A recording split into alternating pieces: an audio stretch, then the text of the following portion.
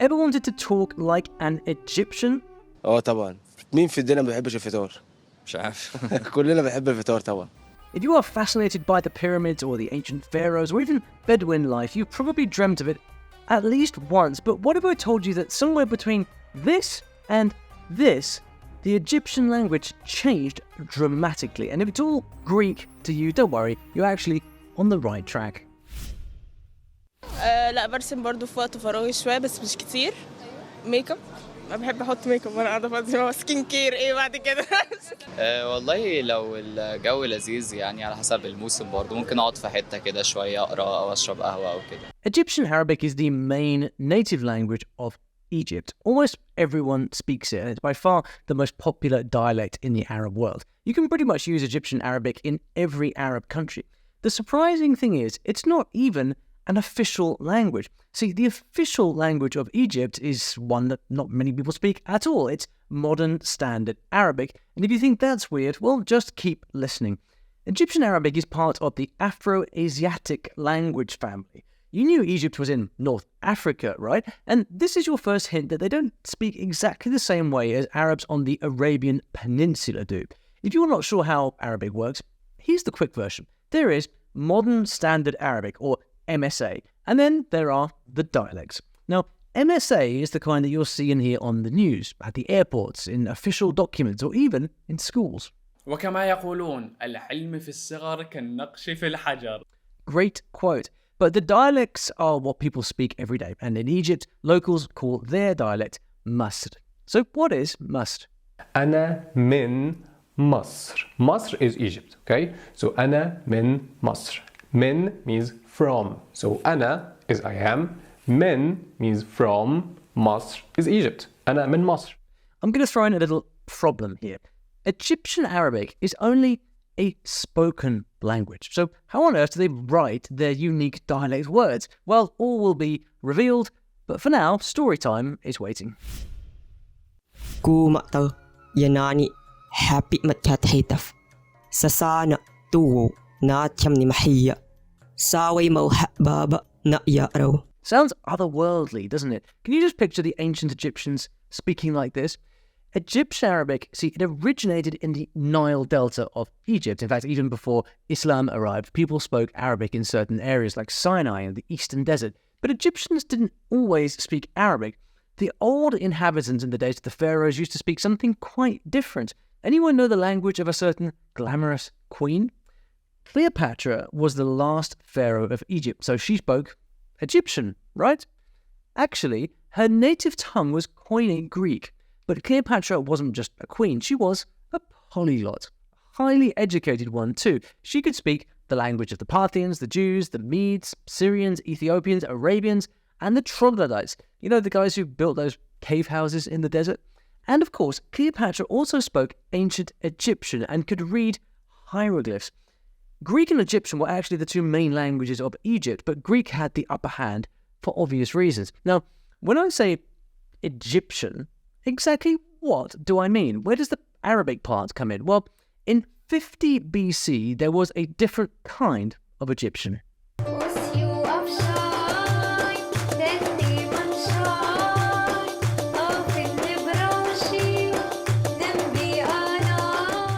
Coptic is one form of the Egyptian language, a language perhaps best known for its earlier rendering in the hieroglyphic script.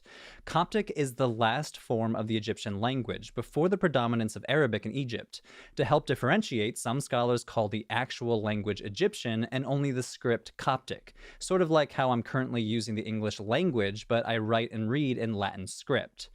Right, so Coptic was the very last phase, and you can get an idea of how the language evolved when you look at the changing writing styles. See that? Demotic was a cursive form of hieroglyphics. Ancient Greek and ancient Coptic look quite similar because Coptic letters were based on the Greek alphabet. Quite useful to us language geeks for interpreting things, but there weren't enough Greek letters for all the Egyptian sounds.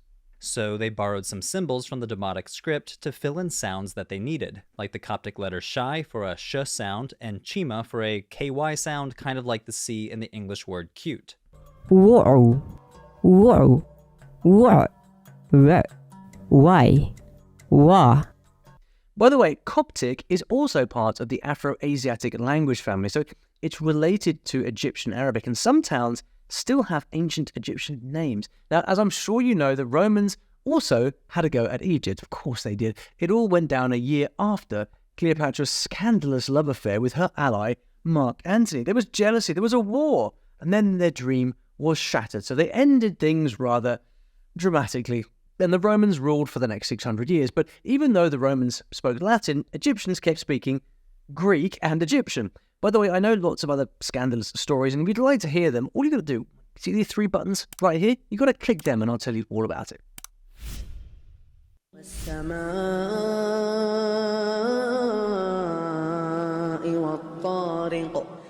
So fast forward to halfway through the 7th century, and a huge army of Arabs decided to invade and conquer Egypt. And that was that for the Romans. These Arabs spoke an old form of Arabic and wrote with the classical Arabic script of the Quran. But since they decided to settle in Egypt, the inevitable happened. Their language started blending with various local languages like Syriac and Berber, and of course, Coptic Egyptian. And as for the written language, well, at the turn of the 8th century, it was decreed that Arabic would replace Koine Greek as the administrative language. Now, that's quite an alphabet jump, but the Nile Valley Egyptians took a liking to Arabic writing, and for the next 3 centuries, people in Lower Egypt were bilingual Coptic and Arabic. So early Egyptian Arabic resembled a combination of these two. If you visit Old Cairo, in fact, you can still see the ruins of Fustet, the town where Egyptian Arabic first started taking shape. But then the Arab leaders did the typical medieval thing. They banned people from speaking Coptic, and if you didn't listen, you got your tongue cut out. No jokes, they say that the Caliph used to walk around Cairo eavesdropping outside people's homes to hear what language the families were speaking. Where have we heard this language banning trick before? Lots of stories like this on my channel, but I will leave them for you to dig in and find. Now, another way they convinced the Coptics to give in to Arabic was to offer lower tax rates, and the opposite if you didn't listen. And so with persuasions like that, by the 10th century, Arabic had mostly replaced Coptic altogether. In the 12th to 14th centuries, there's a lot of history here, keep up, there was a great translation movement from Coptic into Arabic, and Arabic started to look even more appealing. Book lovers will understand, and just to throw some craziness into the whole situation, in the 1400s, Egypt was plagued by terrible famines and, well, plagues, and 2/3 of the native Egyptian population were completely wiped out. So how could Coptic possibly survive? And aside from being the most used dialect in the Arab region, what makes it really amazing is its richness. It's very rich because it has many language components. So many languages along the ages, they just came and unite together and form and mold together in order to give us this entity that's called Egyptian Arabic. So Egyptian Arabic is not entirely Arabic. It's Arabic plus Coptic plus Hieroglyphic plus part Roman, Greek, some English, some French, and all this tied together and formed together in order to give us Egyptian Arabic. Amazing, huh? And we can take a look now at how some of these languages show up today, including, did he say Coptic? I think he did. Baba is a very interesting word because it has an ancient Egyptian origin. It actually came from Baba, which is a god in ancient Egyptian, one of the ancient Egyptian gods, and was transformed into Bubu in Coptic, into Bubu. And from it came Fubu, okay? Fubu in Greek, and from Fubu came the phobia, another word that's still connected to babies and kids, which is Nunu. Okay, Nunu is a very important and interesting word and very common word in Egypt. It's everywhere until today. Nunu. We say to the kid, or not the kid, to the baby, actually not the toddler even, the baby. We say the baby Nunu. Okay, Nunu is a very interesting word and common word. And Nunu came from Nu in ancient Egyptian, means fragile. Okay, fragile. So Nu or Nunu, it's something that's fragile. Incredible, actually, because these words are even older than Coptic. Here are a few more for you. The biggest Coptic influence was on grammar and phonetics, but more on that a bit later. And Cleopatra would be happy to know that her Greek was not entirely forgotten. So we have some of the amazing words that are exactly, let's say exactly the same, and we still pronounce them today as they are in Greece. You will be really amazed to hear these words. أنا باكل فراولة. أنا بحب الفراولة. The first major colonial influence on Egyptian Arabic was Turkish after the Ottoman Turks took over in 1517. For example, a lot of new Egyptian words have the suffix GI. See that? Turkish also gave Egyptian tons of titles of respect. Then, in 1882, Britain occupied Egypt, and that's where a lot of the English words came from. Now, believe it or not, some of the amazing rich vocabulary actually comes from Romance languages. Hey Arabic, what do you call these? In Arabic, pantalon. What? No, pantalon. Pantalon. Pantalon. Look, Egyptian Arabic, I'm doing this because I care about you. Merci. You mean merci? If you speak French, here are more words that you might recognize. There are even words left over from Italian. Falso means not authentic. Not authentic. We use this word especially with jewelry. For example, if we have a piece of jewelry that's not original or not authentic, we usually say it's falso. One more influence you seldom hear about is the Arabs of Al-Andalus or Andalusia. Remember the story of the Arabs who invaded Iberia? Well, their language was influenced by local languages, and a lot of those Andalusia Arabs later came all the way back down to Egypt. They especially influenced the dialect of Alexandria, which is pretty interesting. In case you're wondering how we even know these things, well, we have writers to thank for it. A lot of the information we have about Egyptian in the Middle Ages comes from a 17th century document from Cairo. The removal of the burden from the language of the people of Cairo. I won't even try to understand this strange name, but it talks about many Arab immigrants arriving in Egypt and the peculiar way that local Egyptians started speaking. One interesting thing it says is that peasant women in Upper Egypt kept speaking Coptic until the 17th century. And in fact, Coptic is still a church language in some places, and the Copts made up about 10% of the population of Egypt, although they speak Arabic. Also, a few of those old Arab writers documented things like the exact way Egyptians pronounced their own names and the meaning of local slang terms. This is one reason we believe that Egyptian Arabic is full of really ancient expressions, so you might accidentally talk like a pharaoh after all. By the way, sometimes Egyptian is called Cairene Arabic. Now, no surprise once you hear how dazzling Cairo became.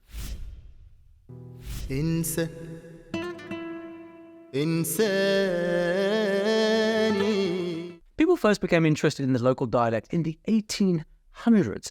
Now, at the time, the ruling class spoke Turkish, and speaking Arabic was a way to say, hey man, I am my own boss. They were reacting to this whole new concept of human rights, that thing that was spreading around the world. But Arabic wasn't a straightforward thing. What was the right way to speak it? Well, it was hotly debated for the next few decades, and there were all sorts of proposals. Some people said, let's invent new words to replace archaic ones in MSA. Others said, well, let's Egyptianize everybody and ditch MSA altogether. Which would you choose? Well, in 1913, we're getting into the 20th century now, someone made a bold move. He wrote the first modern Egyptian novel and put the talking parts, where they speak, in dialect. It was all about life and romance in the Egyptian countryside, with a bit of a tragic ending though. See, next thing, new urban dialects started showing up. The cities then attracted a lot of outsiders looking for work, and these ambitious ones had to learn Arabic too. And then Egypt did something that other Arab countries were not doing.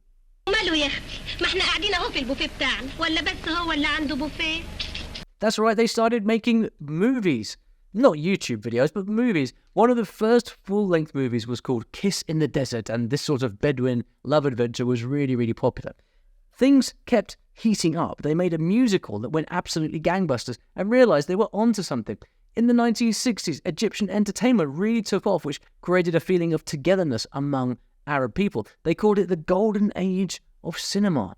Egypt was known as the Hollywood of the Orient, and Cairo was the beating heart of it. Sounds pretty fun, doesn't it? All you needed was a TV, and you could hear the Egyptian dialect all day long. I'll be honest though, those silver screen stars spoke in a rather posh way, more like MSA, but not to worry, the Egyptian Arabic trend was going viral, even before TikTok. It was the TikTok of the day, radio, music, novels. Even the Egyptian elite got swept up for a little while, and they actually wrote a lot of pretty good literature. Poetry also played a huge role. Up till now, if a poet wanted any respect, they had to write in modern standard Arabic. But in 1961, a group of young poets changed all of that. They coined a new term, Arabic colloquial poetry. Next big thing to happen, a huge number of Egyptian teachers and professors started setting up schools all over the Arabian Peninsula and Libya and Algeria. The dialect became so popular that even many Lebanese artists started to sing in Egyptian rather than their local dialect. Are you starting to see why they say learn Egyptian Arabic? Okay, so by now you think that the people's language would be made official. Surely, well, not everybody thought it should. Revolutionaries wanted to make MSA more important. Remember the old formal style? Reason is, since the Egyptian Revolution of 1952, the idea of unifying the whole Arab world was a pretty big goal. So in the end, they didn't give Egyptian Arabic, the dialect, official status, even though they were cool with it being in the movies. And the radio stations started broadcasting in MSA so that Arabs from any region would understand. So how about now? Is Egyptian a language or a dialect? Well, believe it or not, this is still a debate.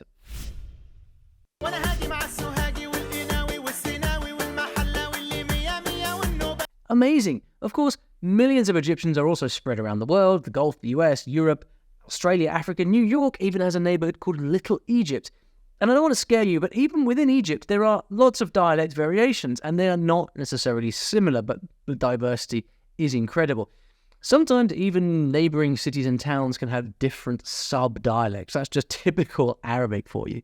لو بنتكلموا عن معالم اسكندرية ما ينفعش ما نذكرش منارة اسكندرية.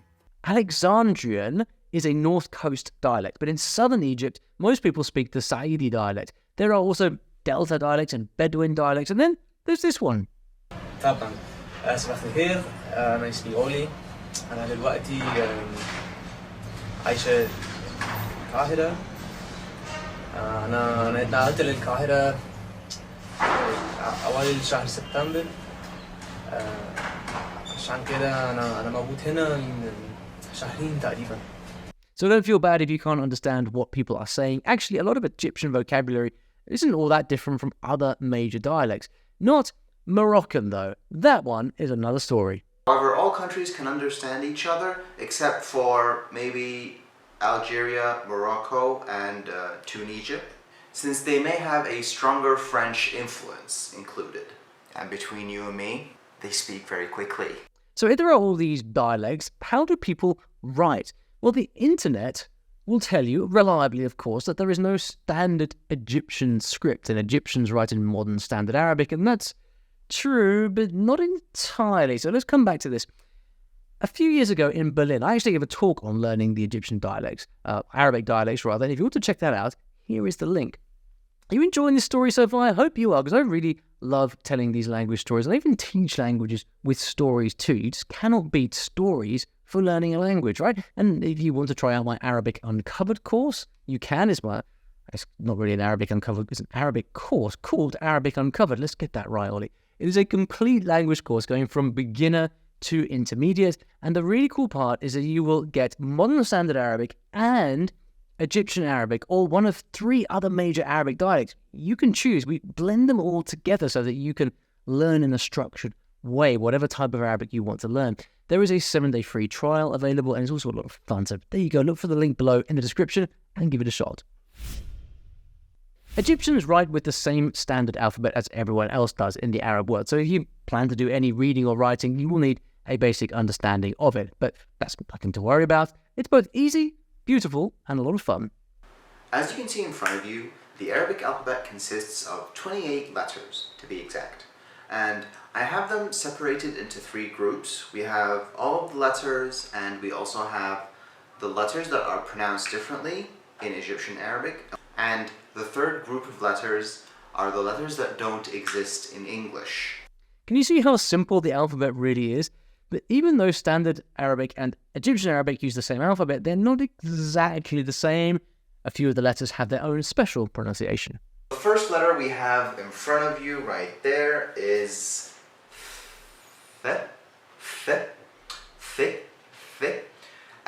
this sounds like the TH sound from thing. In Egyptian Arabic, this letter is always changed into S, an S sound, or in Arabic, sin. Instead of saying hadith, we say hadith.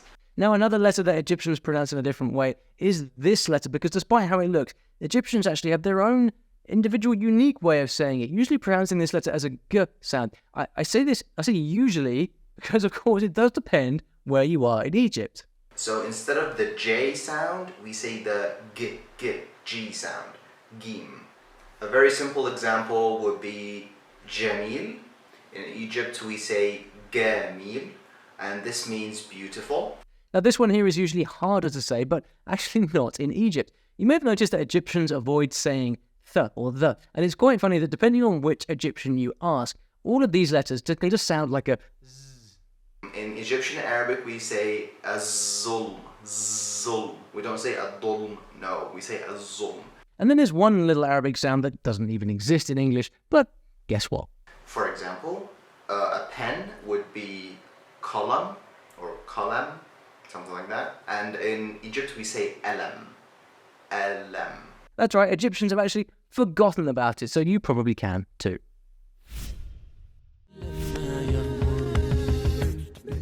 What do you think happens when a very distinct dialect has no writing system of its own? No authority to say, well, this is how you spell this Egyptian word. How can people text each other, write friendly letters? What about poetry, art, or graffiti? Well, with any formal writing, Egyptians use modern standard Arabic, and obviously for reading things like the Quran, but they often just spell and say words in their own individual way. If there's a menu written in MSA, for example, they can read it, understand it, but then they will say it with the local word, not what's written down. جميل جدا جدا جدا جميل جدا مش كده. Some people write Egyptian words all the time, while others only use Egyptianized writing for things like comics, poems, and plays, song lyrics, magazines, and novels, especially the dialogue parts right where people are speaking. You might also see in advertising. Actually, the Cairo dialect is often used in political cartoons.